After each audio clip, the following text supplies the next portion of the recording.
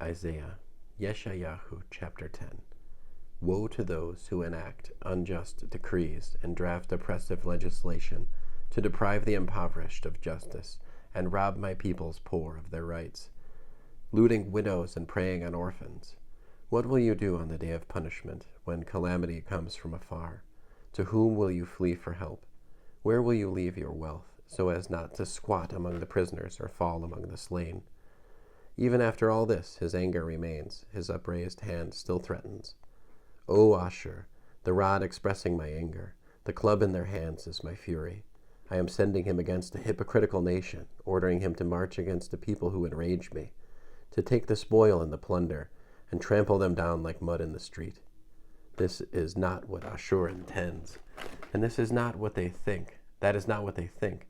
Rather, they mean to destroy, to cut down nation after nation. For their king says, aren't all my commanders kings?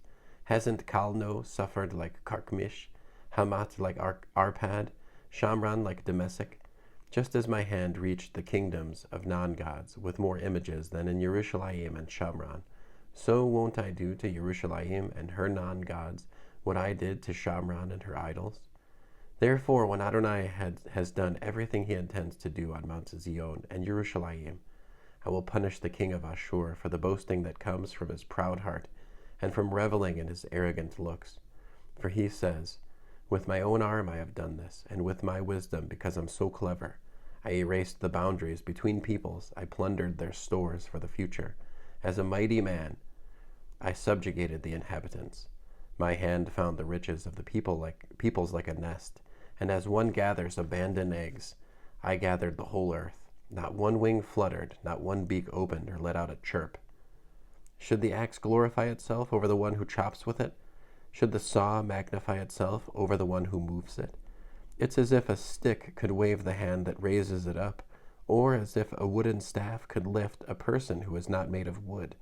Therefore the Lord, Adonai Sevaot, will send leanness to his well-fed ones, and in place of his glory, a fire will be kindled that will burn and burn.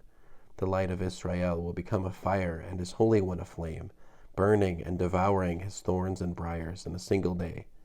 The glory of his forest and of his fertile land he will consume body and soul, like an invalid wasting away. So a few forest trees will remain, so that a child could list them. On that day the remnant of Israel, those of the house of Yaakov who escaped, will no longer rely on the man who struck them down, but will truly rely on Adonai, the Holy One of Israel. A remnant will return, the remnant of Yaakov, to the mighty God.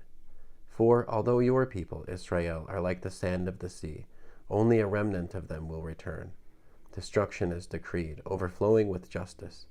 Adonai Elohim Sevaot will bring about this decreed destruction throughout all the land. Therefore Adonai Elohim Sevaot says, my people living in Zion, don't be afraid of Ashur, even when he strikes you with a stick and raises his staff against you, the way it was in Egypt. For in but a little while my fury will end, and my anger will have destroyed them. Adonai Sevaot will wield a whip against them, as he did when striking Midian at the rock of Oreb, as his staff was over the sea. He will raise it the way it was in Egypt. On that day his burden will fall from your shoulders, and his yoke from your neck. The yoke will be destroyed by your prosperity. He has come to Ayat and passed through Migron. He has stored his equipment at Mikmas. They have crossed the pass, then lodged at Giva. Ramah is shaking. Givat Shaul has fled. Cry, shriek, Bat Gilim.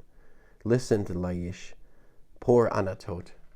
Madmina is in flight. The people of Givim will take cover. This very day he will stop at Nav, and he will shake his fist at the mountain of the daughter of Zion, at the hill of Yerushalayim.